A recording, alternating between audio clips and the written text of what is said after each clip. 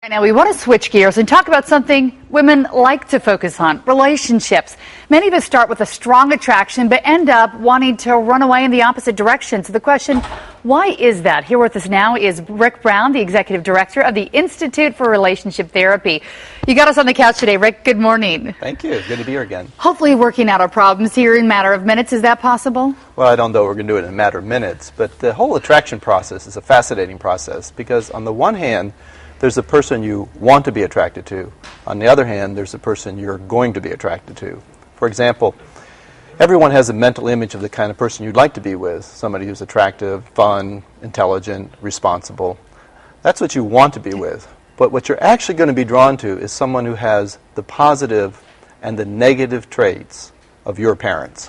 So basically when we're out dating, we don't realize it, but we're looking for what we're used to, I guess? That's exactly what happens, but you don't know it. So for example, if you grew up in a family with the parents who are hardworking, responsible, loving, but at the same time you had a father who was emotionally unavailable, you're going to be attracted to someone who's hardworking, responsible, loving, and emotionally unavailable. And I would guess that that's where the problems come in down the road, because you love them, it's that attraction at first, and then when you realize that maybe they're not there for you down the road, that's when the troubles start to come. And sometimes it's 10, 25 years down the road. That's exactly what happens. And then people think they made a mistake. They married the wrong person. They didn't marry the wrong person. They just need to work out what they got into. So I remember a woman who came to see me, and she was there with her husband who did not want to be there.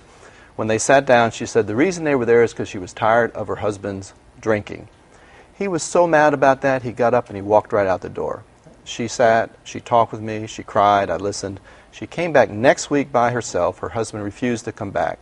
She cried and did not know what to do. At some point she made a painful decision she was going to divorce this man.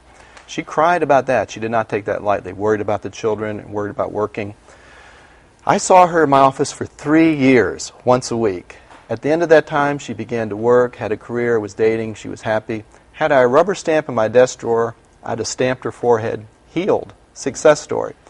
It turns out 4 years later, she calls me. Oh, let me guess. Yes. She met another guy. Same story, same problem. But what was interesting about this is she actually married another man, and she did not marry another alcoholic.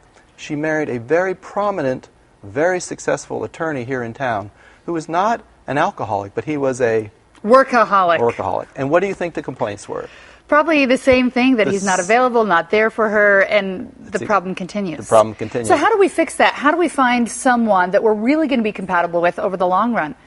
Well, but that's what you have to understand, though, is you're going to be drawn to somebody who you're going to first feel compatible with.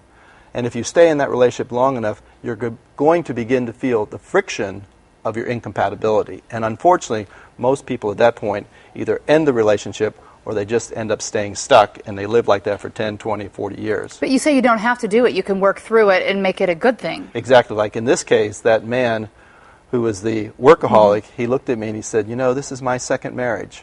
I heard these complaints in my first marriage. Maybe we need to do some work. And we began to work together. Because you've got to get that resolved. It's that unfinished business, and you'll either work it out in this one, or you'll be working it out in the next one. And they say that's the key phrase with marriage, that it's work, it just doesn't happen. That's right. That's exactly right. Rick Brown, thank you for joining us today and helping us understand ourselves a little bit better today. Thank you. It was great to be with you. We'll see you again soon.